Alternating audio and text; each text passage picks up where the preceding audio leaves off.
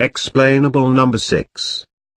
Wonderful sayings of Amir al-Mu'mineen, peace be upon him, which require explanation. In the name of Allah, the Beneficent, the Merciful. If a man has a doubtful loan, it is his duty to pay zakat thereon for all the past years when he recovers it. Zanan is the loan about which the lender does not know whether he will be able to recover it from the borrower. He is like the one who hopes as well as loses hope. This is the most eloquent way of expression. In this way everything about which you do not know where you stand would be Zanan. In the same strain poet Ashar.